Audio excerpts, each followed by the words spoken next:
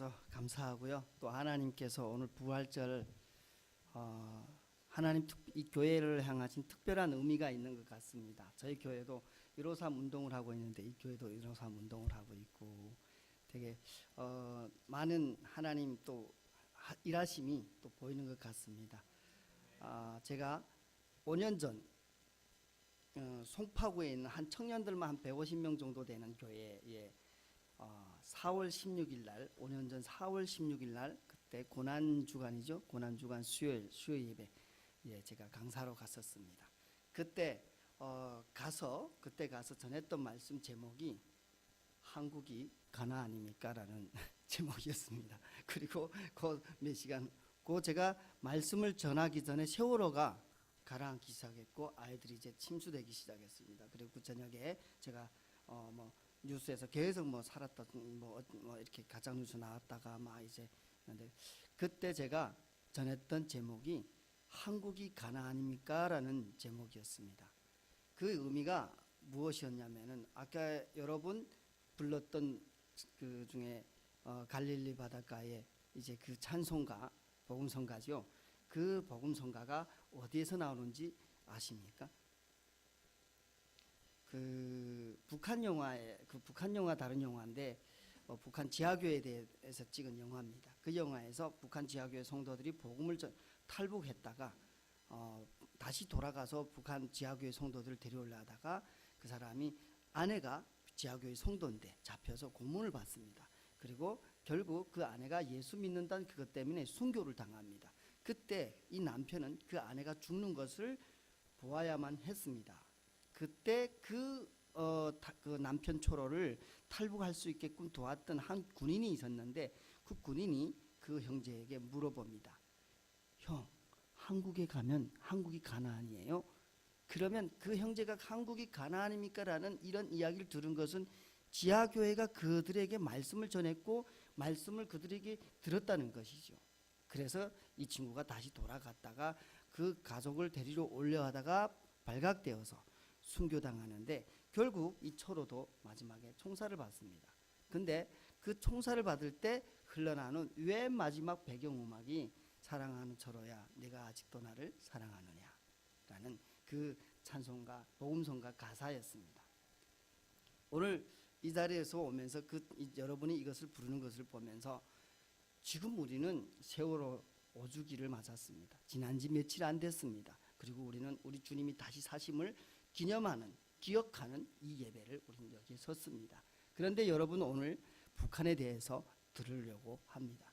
그러면 제가 여러분에게 북한에 대해서 이 말씀을 하나님께서 저에게 주셨던 말씀이 로마서 10장 12절에서 15절 말씀인데 정말 이 말씀을 준비하면서 하나님 이 교회에 정말 이 말씀을 주시면서 누구든지 주의 이름을 부르는 자는 구원을 받으리라 라는 그 한 구절 때문에 우리 한국 교회에 왔던 수많은 선교사들의 이야기와 북한의 이야기를 여러분하고 나누려고 합니다.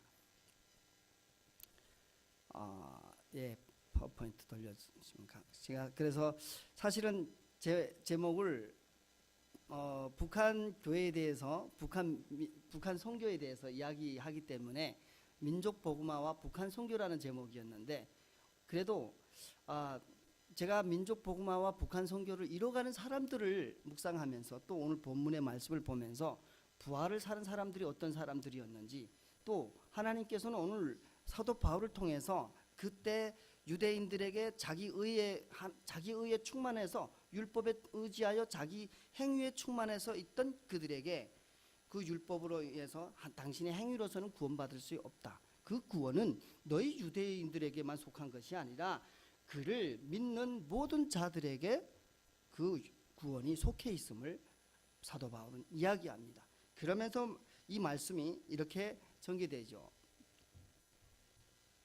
유대인이나 헬라인이나 차별이 없습니다. 한 분이신 주께서 모든 사람의 주가 되사 그를 부르는 모든 사람들에게 부여하시도다. 그 전에 보면 제가 12절에 보면은 이런 말씀이 있습니다. 이렇게 됩니다.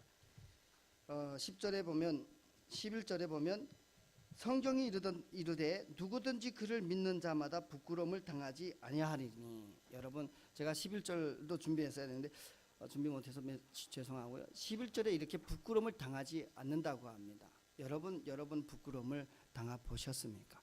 여러분 그 부끄러움과 수치가 무엇인지 여러분은 느껴보셨습니까? 예수를 온전히 믿고 행위를 의지하는 자들에게는 그 행위에 의해서 언제 그 행위가 그들을 부끄럽게 하지 않는 것이 아니라 예수를 믿는 그 믿음이 곧 그를 부끄럽지 않게 한다는 것입니다.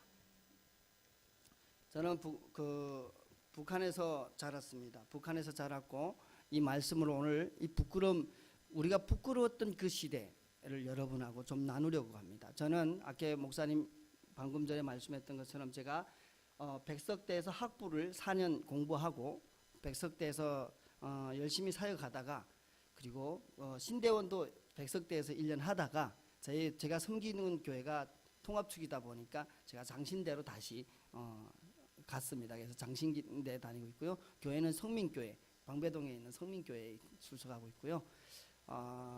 정말 저는 북한에서 살다가 지금은 너무 행복하게 예수 믿고 한국에 와서 저희 어머님 또 우리 엄마 저희 조카 저도 이제 조카가 아이를 낳으니까 할아버지가 되더라고요.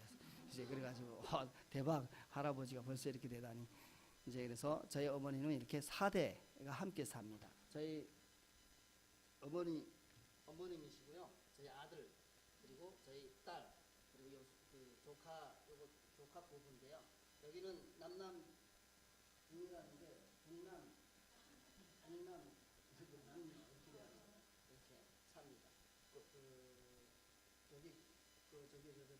김홍도 목사님 교회 다니고 있는데요. 권사님 딸인데요. 이렇게 살고 있고 저희 두 분은 지금 서초동에 이사 나가서 살고 있고요. 한국에 와서 이렇게 삽니다.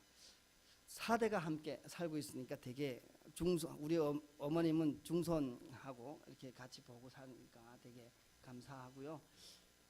북한을 여러분 아십니까? 여러분 여기 지금 이 사진만 봐도 여러분 북한 문화를 볼 수 있죠. 제가 어렸을 때 학교에 있을 때 우리 세월호 수학여행 떠났죠. 세계여행 떠나다가 저랑 수학여행 떠났을 때 그때 그 나이에 사진입니다. 그리고 저희 누나 하고 결혼식 북한 결혼식 사진 결혼식 문화가 이렇습니다. 결혼식 문화가 이렇게 돼 있고요. 그 가운데 칼라 사진은 제가 중국에 왔을 때 어머님과 조카 왔을 때 함께 찍었던 사진입니다. 저는 고향이 한경북도 해령 맨 끝에 있고요. 지금은 서울에서 살고 있고요.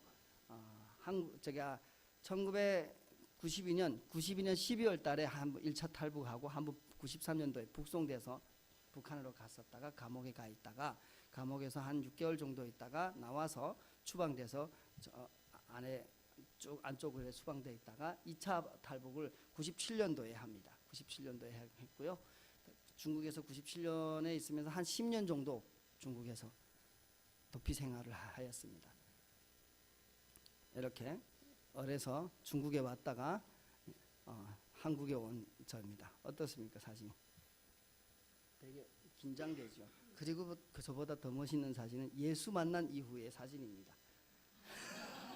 여러분 어떻습니까? 사람이 누구를 만나는가에 따라서 어떤 환경을 만나는가에 따라서 어떤 문화를 만나는가에 따라서 사람이 얼굴은 변할 수 있습니다. 정말 긴장되고 딱 전투태세 같았던 한국에 와서 이 첫 사진. 저는 이거 보면서 되게 은혜를 받습니다. 한국에 오자마자 제가 신분증 사진입니다. 신분증 국정원에서 찍어준 신분증 국정원에서부터 사진 찍더라고요. 그리고 제가 예수님 만나서 신학교 다니면서 백석대에서 찍은 사진이에요.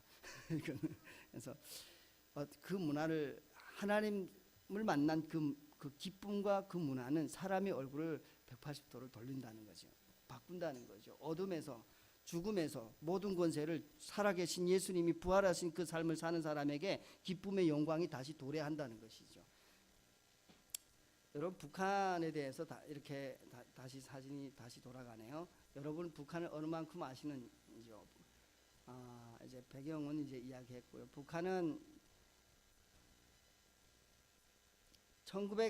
여기 48년 8.15 이후에 북한에서 10월 10일 날 이렇게 뭐 북한이 공산당 창건했다고 하고요. 그리고 정말 48년 8.15 이후에 48년 9월 9일 그 소련 주도, 러시아 스탈린 주도의 북한 김일성 정부의 어떤 수뇌부가 출범합니다.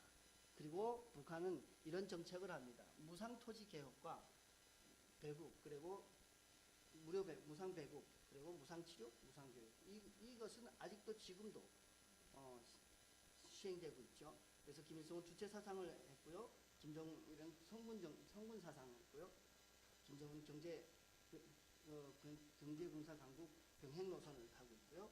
그리고 여러분 북한을 알려면은 가장 중요한 것이 있습니다. 우리 백석대의 한화룡 교수님의 4대 신화를 알면 북한을 안다라고 하는데 그 4대 신화 가지고 안 됩니다. 4대 신화 가지고 북한에는 이런 당군 신화, 어려서부터 당군이 조상이었다라는 우리 한국도 요건 가르치지 않나요? 여기 가르쳤고요. 그런데 이 당군 신화에는 굉장히 일본과 굉장히 밀접한 관계가 있는 우리가 접신과 같은 어떤 그런 신화들이 있습니다. 그래서 북한에서는 태양신을 4월 15일을 김일성이 태어난 날을 태양신이라고 하죠. 그래서 해방신화, 김일성이 조선을 해방했고 이제 8.15를 됐다. 절대신화, 오직 수령만 절대신화, 10대 원칙 강화가 나오죠. 통일신화, 미제 폭정으로부터 남조선을 통일한다는 것이 북한의 정치 신화입니다. 승리신화, 6.25 승리를 이끌어냈고 장군님은 무조건 이긴다는 것입니다. 여기 김정은의 입장에서 봤을 때 북미 협상의 결렬도 김정은은 진 거 아니다라고 뉴스에서도 공건히 이렇게 얘기해 주더라고요. 그래서 이렇게 보면서 정말 또 김일성의 승리 신화가 또 살아나겠네라고 생각했는데요. 낙원시상, 북한에는 가면은 세상에 부러움 없으라라는 구호가 어디 가든지 볼 수 있습니다. 낙원신화. 우리 낙원신화 어디서 나오죠? 성경에서 네가 나와 낙원에 함께 있으리라. 영원히 세상에 부러움 없으라. 이 낙원신화. 그리고 영원신화. 위대한 수령 김일성 동지는 영원히 우리 함께 하신다. 중국 북한 선교나 이런 데 가면 국경지대에 가면 훈춘 가면 앞에 보면 또 샛별이나 그쪽 맞은편에 도문이나 그쪽 맞은편에 이 구호가 보입니다. 그래서 북한을 알면은 북한 정부가 언제 만들었는지, 이 사람들은 어떤 정치를 가지고 이렇게 만들어 왔는지, 북한은 토지, 가난한 사람들에게 먹을 걸 주고 다음 세대 우리 한국 엄마들이 지금 아이들에 대해서 얼마나 관심이 많아요. 다음 세대 무료 교육, 그리고 아프면 얼마나 힘들어요. 무상 치료, 그리고 주체사상 내 운명에 줄이는 내 자신이라는 이런 것들을 가지고 북한은 북한이 이런 정치를 한다는 것입니다. 이것을 알 때 오늘 여러분 조금 안 것 같아도 이거는 기본적인 북한을 테두리 안에서 아는 것입니다. 여러분 북한이 이렇게 만들어졌고 지금도 36,000개 넘는 북한 전국에 동상들이 세워졌고요. 북한에 나타난, 그러면 이렇게 북한의 우상 숭배가 만연했던 이 땅 가운데 그러면 하나님이 없었을까요? 북한은 그 전에 얼마나 하나님을 알았을까요? 김일성의 어머니 이름은 강반석입니다. 반석, 내가 내 이름을 베드로라 지으려니, 반석이죠. 한국말로 하면 반석. 그렇게 그럴 정도로 김일성의 부모가 교회에 다녔고, 김일성 우리 한국에 와 있는 국무총리 사위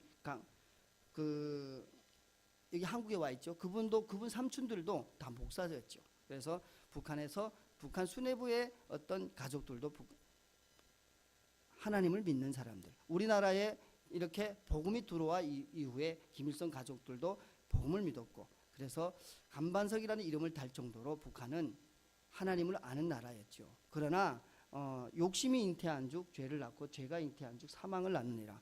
북한은 그 죄를 뒤엎을 수가 없게 되었고, 북한은 그 이후로부터 하나님의 손이 그때부터 북한에 나타나기 시작합니다. 우상숭배, 우리가 레위기 말씀에 보면은 이런 말씀이 있죠. 내가 이같이 너희에게 행하리니 곧 내가 너희에게 놀라운 재앙을 내려 폐병과 열병으로 눈이 어둡고 생명이 쇠약하게 할 것이요, 네가 파종하는 것은 헛되리니 너희 대적이 그것을 먹을 것이며 내가 너희를 치리니 너희가 너희 대적에게 피할 것이요 너희를 위하여 미워하는 자가 너희를 다스릴 것이며 너희는 쫓는 자가 없어도 도망하리라. 여러분 탈북자들 저도 우리 북한 정부에서 야 너 나가 북한에서 살지 마 해서 온 사람들이 아닙니다. 그렇다 해서 북한 사람들이 이렇게 북한을 이탈해서 왔지만 북한을 미워하거나 그러지 않습니다. 우리는 북한을 미워 안 합니다. 북한이 어려워서 힘들어서 나왔지만 북한 정부에 대해서 우리가 뭐 사랑하지는 않지만 북한 그 땅, 고향 땅, 그 땅, 그 민족, 우리 가족들은 사랑합니다.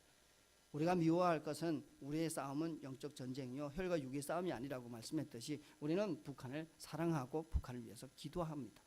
그런데 하나님의 이렇게 말씀이 레위기에서 하나님의 백성으로 태어났음에도 불구하고 1907년 이후에 그 나라 민족 가운데 수많은 하나님의 부흥이 있었음 이후에 김일성이 정부가 돼서 그리고 욕심이 돼서 수뇌부가 된 다음에 1948년 9월 9일 북한 정부가 세워지고 1958년 9월 9일에는 기독교를 말살을 한 모든 정치 폐쇄할 것에 대한 그 당중앙위원회 결정이 내려집니다.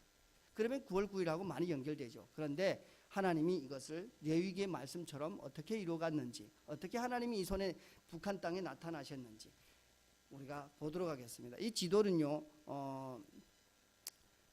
노원에 가면 한나라 은혜교회라는 교회가 있습니다. 요 인천 여기도 한나라 은혜교회라고 김권능 전도사님이 있고요. 그분들하고 친구분들에게 같이 함께한 교회인데 그 교회 김성근 목사님이란 분이 기도하면서 이야기했던 건데 정말 그렇게 되어서 제가 한번 찾아봐서 제가 이 사진은 제가 직접 찾아봤습니다. 북한 태풍이 1999년, 98년도, 97년 이후에 김일성이 죽고 김정일이 통치할 때 그때 98년, 99년 누구 대통령이죠? 김대중 대통령님이죠. 김대중 대통령님한테 북한이 김일성이 유언이 무엇이냐면은 우리 백성들에게 이 밥에 돼지고기를 먹이고 농사를 잘 짓게 하고 잘 먹이는 것이 김일성의 유언이었습니다. 그래서 김정일이 농사를 잘 되게 하기 위해서 가진 애를 다 씁니다. 그런데 김대중 대통령이 왔을 때 김정일이 요구한 것이 비료를 좀 주십시오. 우리 땅이 쇠해서 농사가 안 됩니다. 그래서 김대중 대통령이 엄청난 차관을 들여서 비료를 보내줍니다. 그런데 그 비료를 딱 주고 8월달, 7월달 되고 9월달 되니까 농사질 한참 수확할 때 한참 8월달, 9월달, 6월달 이렇게 농사 이렇게 해야 될 때 비료를 딱 주고 그런데 태풍이 그 북한 땅을 지나 안 가던 태풍이 역대 처음 이렇게 북한이 큰 태풍이 올가란 태풍이 이렇게 지나갑니다. 그래서 그 농사를 다 쓸어버립니다.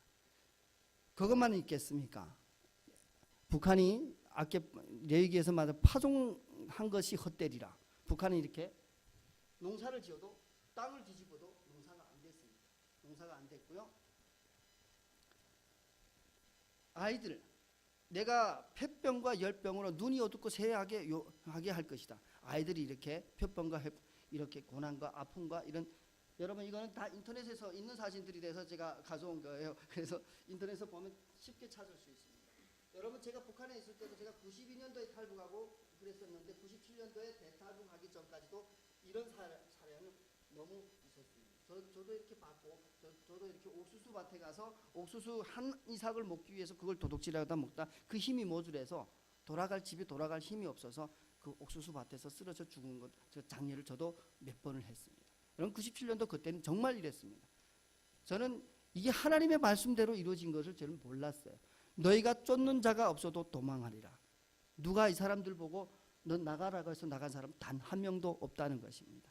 말씀 그대로 된다는 거예요. 우상 숭배하고 우상이 이 우상 숭배가 김성근 목사님의 간증에 의하면 북한이 김정일이 그 수상으로 올라서기 이기위해서 모든 작전 우상화 작업을 하는 동안 그 우상화 작업이 발전하는 단계 5% 단계면 5%만큼 농사가 안 되고 탁탁 그렇게 떨어졌다고 조사가 그렇게 나왔다고 합니다. 그래서 제가 너무 많이 놀랐고요. 하나님은 이렇게 북한에 선지자를 보내도 대답 안 하고 선지자를 말해도 듣지 않은 그 땅에게 하나님은 자연으로 말씀하시고 질병으로 말씀하시고 쫓는 자가 없어도 환경으로 말씀하시고 하셨다는 것입니다. 이것이 북한에 대해서 말씀하신 것입니다. 여러분 북한에 대해서 여러분 제주도 가면 제주도 잘 아시죠? 제주도 관광곳이 어디에 있고 뭐 YM에 어디 있고 어디에 뭐 너무 잘 알잖아요. 그러나 그들에게 가지고 있는 속성을 대해서 그 제주도 해녀들의 마음 아픔과 고통과 그 제주도가 가지고 있는 어떤 아픔들, 여러분 그 아픔의 밑바닥까지 알고 여러분 기도할 때 그제서야 여러분이 제주도를 안다고 말할 수 있습니다. 그러면 여러분이 북한을 어떻게 하면 알 수 있을까요? 제가 한국에 왔는데 아니 어느 목사님이 강의를 하는데 북한에 대해서 강의를 하는데 제가 전체선이 혼란이 오더라고요. 내가 어디 와 있지 지금? 나는 탈북민? 아니면 내가 어디 중국 사람? 혼란이 오더라고요. 나보다 너무 잘 알더라고요. 그런데 여러분 다 알더라도 북한에 나타나신 하나님, 북한을 향하신 하나님, 오늘 본문 말씀처럼 11절에 누구든지 그를 믿는 자들을 부끄럼 당하지 않으려 유대인이나 헬라는 차별이 없습니다. 그리고 누구든지 그 이름을 부르는 자는 구원을 받으리라. 그를 믿지 않은 자는 어찌 부르리요? 듣지도 못하는 어찌 믿으리요? 전파하는 자가 없는데 어찌 들으리요? 보냄을 받지 아니하면 어찌 전파하리요? 기록된 바 아름답도다. 좋은 소식을 전하는 자들이 바리요. 그 하나님의 말씀, 그 율법과 행위에서 의가 아니라 정말 하나님을 사랑함으로 그가 사랑하는 그 눈길을 향해서 마음을 둔 사람들, 그 눈길을 향해서 내 발을 옮기는 사람들, 그 눈길을 향해서 함께 기도하며 눈물을 흘리는 그 마음이 없다면 그 하나님의 의는 의가, 네 의는 의가 자신의 의, 내가 행위로부터 내가 길에 서서 손 들고 기도하고 11조 열심히 하고 아무리 그렇게 한데도 그 구원이 아니라는 거죠.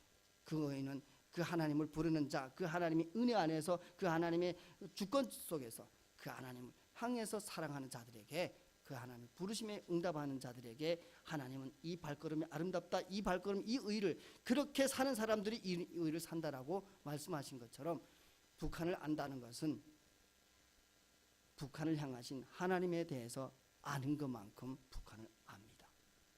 여러분 북한을 아무리 알고 북한 정치에 대해서 아무리 알고 북한에 대해서 북한 사람 탈북자들에 대해서 아무리 안다고 해도 그것이 아는 것이 아니라는 거죠. 그래서 여러분 북한을 아는 것은 하나님, 북한에 나타나신 하나님의 마음을 아는 것입니다. 북한은 복음을 받아들일 준비가 되어 있습니다. 북한은 10대 원칙이라는 거 이제 아까 사상 맨 처음에 말씀드렸죠. 북한은 우리 10개명 자리에 당위 유상 체계를 이야기하고 있습니다. 예배당 자리에 김일성 초상화와 김일성 사진들이 있습니다. 연구실들이 있습니다. 그리고 김일성 산부사 초상화가 이렇게 있습니다. 십자가 자리에. 주일 예배에는 주생활 총화를 이렇게 하고 있습니다. 여러분 북한은 어떤 문화에 있을까요? 북한은 그리스도의 문화에 있던 사람들이고 저 정치 흐름 패턴, 쉽게 말하면 당위주장, 북한이 가장 중요하게 생각하는 사상, 김일성 사상, 절대주의, 당위주의 사상 체계 10대 원칙. 예배당 자리에 김일성 혁명사상 연구실, 그에 대해서 알아야. 오늘 이 14절에 보면은 이렇게 말합니다. 하나님을 17절에 그러므로 믿음은 들으면서 나며 들음은 그리스도의 말씀으로 말미암느니라. 여러분 이 사람들도 그대로 합니다. 들음은 김일성의 교시와 말씀으로 연구하고 이 말씀으로 대체한다는 거죠. 그러면 북한은 복음을 받아들일 준비가 되어 있다는 것입니다. 그것이 북한의 영적 DNA라는 것입니다. 이것을 살아왔던 사람들이 있습니다. 우리 민족에게 맨 처음 들어왔던 1832년 기출라프 선교사님, 이 선교사님을 통해서 우리나라에 한문 성경이 왜 먼저 들어왔고, 이 선교사님이 한동안 머무르면서 한 며칠 머무르면서 우리 한국 사람들에게 무엇을 주냐면은 한문 성경과 또 그 전도지와 여러 문서들, 기구들을 주면서 그때 있으면서 한글로 주 기도문을 번역해서 줍니다. 그때 감자 종자를 가져다가 우리 한국에 전해듭니다. 우리 한국에 감자 종자가 그렇게 들어옵니다. 이렇게 기출라프 선교사로 인해서 1960년 그들의 기도, 기출라프 선교사님이 그 떠나가면서 이런 기도를 합니다. 이 모든 이런 내가 늘 기도로 하나님의 은혜로 섭리를 강구한 결과 이루어진 하나님의 역사이다. 전에 파송된 진리는, 복음은 사라져 버릴 것인가? 나는 그렇지 않다고 믿는다. 모자나 주님께서 예정하신 때가 되면 많은 결실이 있을 것이다. 전능하신 하나님께서 최국 정책을 제거하시고 우리로 하여금 이 약속의 땅에 들어가기 허락하실 겁니다. 여러분 믿습니까? 규출라프가 이때 이 기도를 한 것처럼 이후에 1866년에 토마스 선교사님이 들어오고 1888년에 존 로스 선교사님이 들어와서 그리고 쭉 성경이 번영되고 1966년 이후 1866년 이후 우리나라의 토마스 선교사 순교 이후 그 선교사 그 순교하면서 주었던 그 성경책이 널다리 그 한 주막에 붙여지고 그 주막이 널다리 교회에서 장대현 교회로 이렇게 한국의 북한의 평양 기생의 도시고 어둠의 도시였던 그 땅이 부흥의 도시로 변했습니다. 저 맨 처음 한국에 들어왔던 저 기도가 아무것도 아닌 거죠. 여러분이 오늘 북한 선교 부활주일날 여러분 이러한 기도를 드리고 여러분 북한이 통일됐을 때 통일되기 위해서 기도하고 그렇게 살아간다면 여러분이 기도는 오늘 이 부활절에 드린 여러분의 기도는 결코 땅에 떨어지지 않는다는 것입니다. 한국에 많은 일들이 있었죠. 생략하고 그냥 갈게요. 한국 최초의 교회 우리 어디에 있죠? 소래포구 인천에 있죠. 예. 여러분 교회가 다시 한번 이 맨 처음 북한 땅에 돌아갔을 때 여러분 교회가 북한 땅에 저 교회를 다시 세우는 교회가 되기를 소망해 봅니다. 여러분 교회가 그 일을 시작하는 것을 소망해 봅니다. 우리 한국 교회 부흥이 하디 선교사를 통해서 쭉 평양 부흥 그리고 1977년 평양 100만 구령 운동 그 후에 어게인 1907 주빌리 구국 운동 그리고 원데이 원코리아 수많은 한국의 부흥의 역사들이 저 말씀 붙들고 전하는 자가 없는데 어찌 들으리요.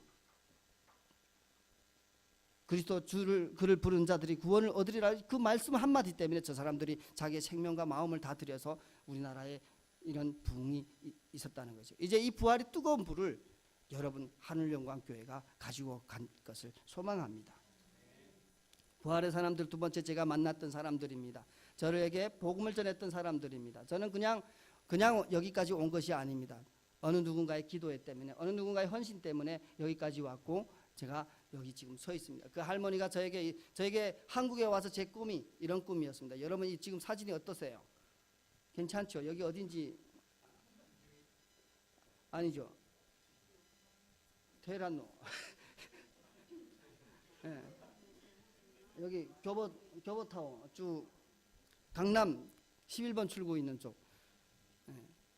여러분 저게 제 꿈이었습니다. 저만한 빌딩들 할머니 80세 넘으신 한 할머니 선교사님이 저에게 질문한 것입니다. 젊은이 꿈이 뭔가? 제가 내 할머니 강남 땅에 이런 빌딩 4개 사는 거예요. 꿈이 소박하지 않아. 그렇죠? 근데 저 할머니가 저는 제가 그때 저 꿈을 꿨을 때 제 꿈이 소박하다고 생각해 본 적이 단 한 번도 없습니다. 제가 한국에 딱 오자마자 국정원에서 저에게 물어본 적이 있어요. 너 한국에 와서 잘 살려고 하는데 잘 살아서 뭐하니? 제가 잘 살면 북한에 팔려간 모든 자매들 다 사다가 돌려보내고 싶어요. 북한 돌려보내고 싶어요. 이런 말을 했어요. 그리고 한국에 딱 나오자마자 하나원이라는 데를 국정원이 탈북민이 딱 오면 국정원에서 조사받아요. 그리고 하나원이라는 데서 한국 정착을 위해서 훈련을 받아요. 그 훈련하고 딱 한국에서 나오자마자 제가 했던 일이 부동산에다 손대는 거였어요. 과감하게 탈북민들이 내가 지고 있는 어떤 능력이 무엇일까? 그래서 저만한 저 빌딩 하나 사는데 돈이 어느 만큼 들까? 저것을 위해서 어떤 법령들이 저걸 사기 위해서 어떤 법령들이 있을까? 탈북민에게 저거 사기 위해서는 어떤 힘이 내 손에 쥐어져 있는 힘이 어느만할까? 내가 국가 돈을 어느 만큼 움직일 수 있을까? 이 국가 돈을 움직이기 위해서 스폰서를 어떤 사람들 세워볼까? 구체적으로 준비해봤습니다. 그러면 제가 한국에 딱 오자마자 처음에 탔던 게 처음에.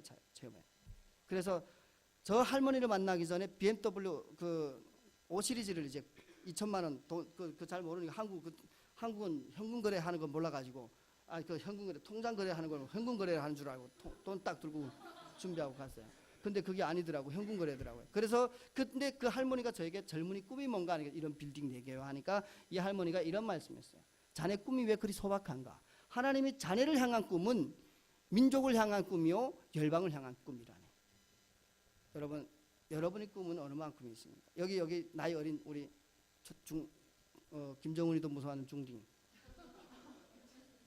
여러분에게 꿈이 있어야 여러분이 작은 꿈이 여러분을 하나님 앞에 드려질 때 그 꿈이 큰 꿈이 됩니다. 하나님 수준의 꿈입니다. 그래서 제가 이런 꿈을, 저 꿈을 민족을 향한 꿈, 그리고 열방을 향한 꿈, 잠이 안 왔어요.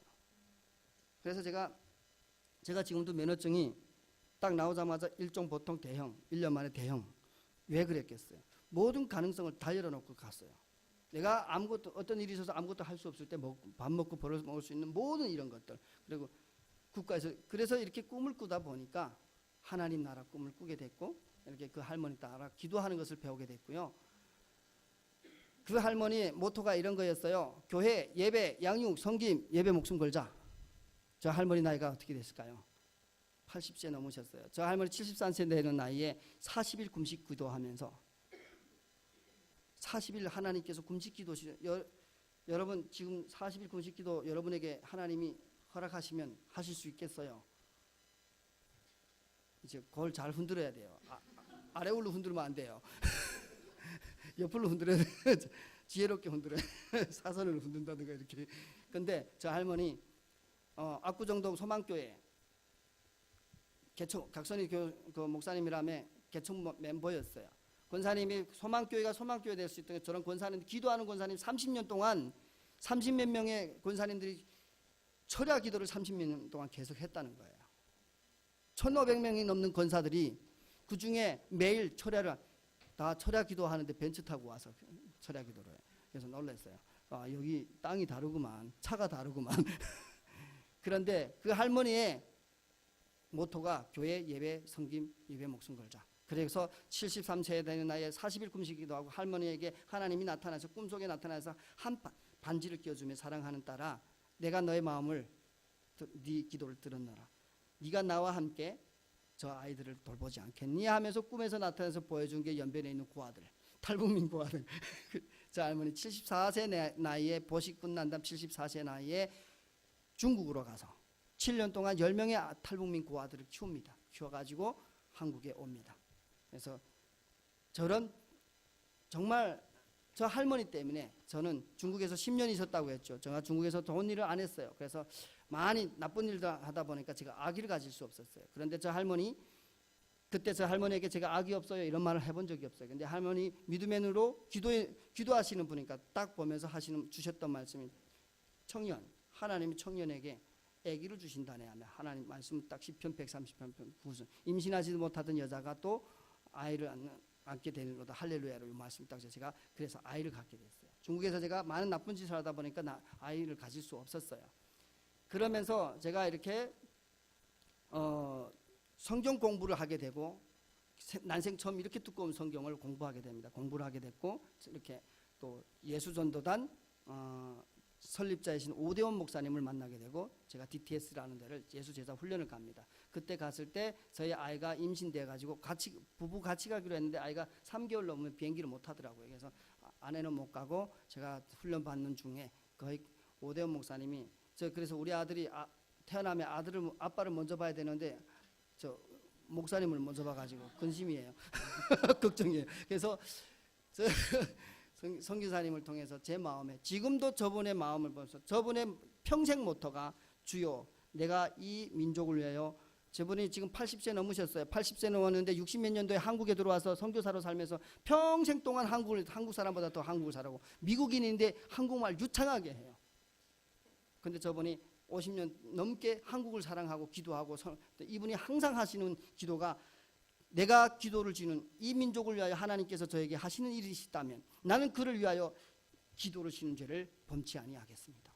저분이 모토였어요. 우리 할머니의 모토가 예배 목숨 걸자, 양육 섬김, 예배 이렇게 교회 이렇다면 저분의 모토는 기도를 지는 죄를 범하지 않겠습니다.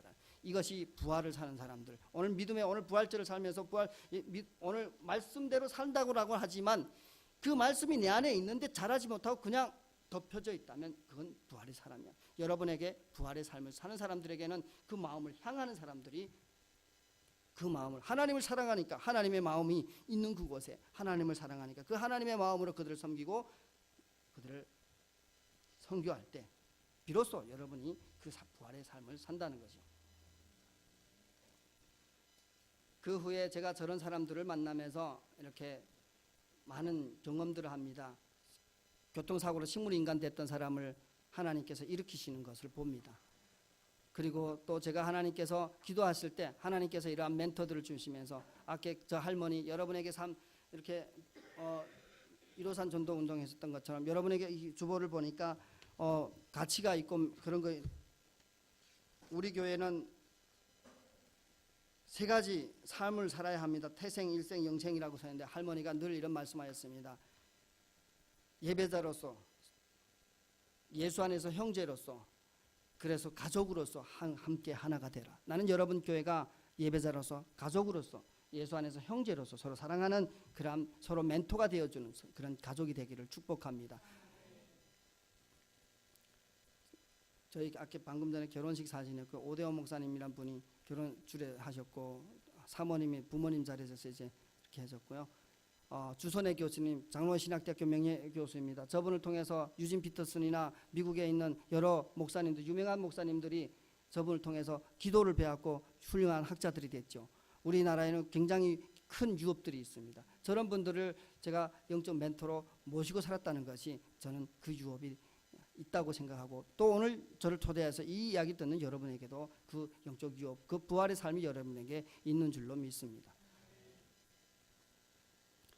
제가 DTS 갔다 와서 요코하마 온누리 교회 가서 제가 첫 간증을 했을 때입니다. 간증을 해달라는데 제가 간증을 안 하고 이런 고백을 합니다. 주여 나를 보내소서. 북한 땅에 2011년도 1월 1일 날 10만 명 군중 집회를 했다는데 하나님 저 평양 저 땅에서 하나님 10만 명 군중 집회 저 10배 30배 되는 우리 민족의 대부흥성회에서 하나님 민족 10만 선교사 파송이 이루어지게 해주십시오라는 고백을 저기서 했어요. 저기서 인자야 이 뼈들이 능히 살 수 있겠느냐 주여와여 주께서 아시나이다라는 예수겔 33장 3절 37장 3절 말씀을 읽으면서 제가 그 고백을 하면서 하나님 앞에 내가 부르심을 받았음을 제가 느꼈습니다. 그러면서 그 후에 제가 돌아와가지고 이런 탈북민들하고 대안학교를 밑에서 이제 대안학교 4층의 대안학교이고 작은 교회, 요만한 교회였어요. 요보다 더 작은 교회였어요. 교회에서 계속 철야 기도만 하고 기도만 앉으면 기도밖에 안 했어요. 그냥 기도 막 지금처럼 이렇게 설교 막 하고 이러지 못해서 모르니까 달력에다 썼어요 매일. 그러면서 있을 때 탈북민들이 와가지고 하나님이 그 저들을 보내니까 하나님 사람 통해서 네 꿈이 뭐냐 했을 때 내가 내 꿈이 뭐라고 했던 것처럼 저 젊은이들에게 저 꿈을 이야기했을 때 저 청년들의 기도운동이 됐습니다. 그래서 여러분에게 정말 부활의 삶 사는 사람들에게는 하나님의 사람들이 이런 꿈을 찾아온다는 것이요. 그래서 마지막으로 그러면 어떻게라는 부분에서 무엇을 할까라는 부분에서 여러분에게 이 이야기를 나누고자 합니다. 여러분이 정말 기도하실 때 우리 북한에 저 북한을 놓고서 세 개 나라가 있습니다. 4개 나라가 있습니다. 이 북한의 위에는 러시아가 있고 중국이 있고 일본이 있고 한국이 있습니다. 탈북민들이 맨 처음에 만나는 사람들이 조선족입니다. 한국에는 3만 명이 넘는 탈북민들이 있습니다. 일본 옆으로 보면 일본에 보면은 민당과 조총련이라는 사람들이 있습니다. 올해 3.1절 날에 그 김복동 할머니 소천하시면서 그 여러분 그 나온 다큐멘터리 보셨죠? 그 조선 학교에 대해서 자기의 모든 자산을 들어서 주면서 여러분 걱정하지 마십시오. 나의 자산을 들어서 여러분 돕겠습니다라고 고백하죠. 이제는 일본에 있는 민당과 조총, 일본에 갈라져 있는 일본 안에서도 나가서도 우리나라는 두 나라로 갈라져 있다는 거죠. 미국에 가면 안 그렇나요? 어딜 가나. 그런데 그들을 위해서 우리가 이제 기도하고 한국에 와 있는 3만 명의 탈북자들을 대안학교 학생들, 가정들, 우리 한국에 감옥에 가 있는 그 사람들이 몇 명이 되는지 아세요? 177명. 여러분 감옥 교도소 사역도 북한 선교 사역의 한 현장이고 그리고 또 대안학교 한보학교 전번에 한보학교라는 데 갔는데 거기에 보니까 틱장애가 와가지고 애가 막 입을 돌려가지고 막 이렇게 벌겋게 된 그 아이들을 바라보며 제 마음이 아팠어요. 저들에게 두려움, 근심, 걱정 때문에 부모 떠나서 거기 와서 기숙사 생활하면서 고난스럽게 고통스럽게 두렵게 사는 저 아이들을 보면서 누가 나를 위하면 누가 나를 위해 갈고 라고 했던 그 하나님의 음성이 들렸습니다. 그래서 여러분 정말 저것을 위해서 많이 기도해 주셨으면 좋겠습니다. 한국에서는 3만 명의 탈북자들을 대안학교, 교도소 그리고 또 청년들, 신학생들, 한국 교회들 탈북민 교회들을 위해서 기도했습니다. 중국 조선족들이 변화받아야 지금 북한으로 가서 복음 전할 수 있는 것 없습니다. 우리가 중국 가서 조선족들에게 복음을 전해 조선족들이 북한에 갈 수 있습니다. 일본 가서 조청년들에게 복음을 전할 때 8만 9만 명이 갔던 조청년에게 그들이 복음을 전하면 그 사람들이 북한을 갈 수 있습니다. 러시아에 가서 노동자들에게 복음을 전하면 그 사람들이 북한에 복음을 전해 우리가 북한에 직접 가지 못하지만 그 복음은 갈 수 있습니다. 기출라프 선교사를 통해서 존 로스 선교사를 통해서 우리나라가 선교사가 들어오기 전에 말씀이 먼저 들어왔던 것처럼 오늘도 지금 북한 시장에는 성경이 돌아다니고 성경이 돈 주고 팔리고 지금도 그 말씀 때문에 한국에 들어왔던 심주일 목사님이란 분이 계십니다. 그것처럼 여러분이 지금 기도하고 그 선교를 앞장서 갈 때 그 선교를 위해서 기도할 때 하나님은 그 일을 이루실 줄로 믿습니다. 아버지 그래 감사합니다. 여기까지 하시고 여러분 제가 오늘 되게 급하게 빨리 마무리하느라고 너무 시간을 많이 썼습니다. 죄송합니다. 제가 기도하고 마무리하도록 하겠습니다. 하나님 아버지 이들이 발걸음이 이들이 삶이 하나님 정말 예수 믿으면 구원을 얻으리라 하고 그들을 바라보며 하나님 이 땅 가운데 오셨던 선교사들처럼 그 복음의 빛이 우리 민족에게 왔던 것처럼 그 복음의 빛이 유업이 하나님 이 하늘영광교회에게 함께 있기를 원합니다. 하나님 말로만 아니라 행함에 있어서 하나님을 사랑하고 내 형제 이웃을 내 몸과 같이 사랑하는 이 교회 가운데 하나님의 일들을 행하여 주시옵소서. 일본을 위하여 러시아를 위하여 중국 조선족들을 위하여 한국에 있는 탈북민들을 위하여 이 교회의 선교를 사용하여 주옵소서. 이 교회를 축복합니다. 감사드리며 예수님의 이름으로 기도합니다.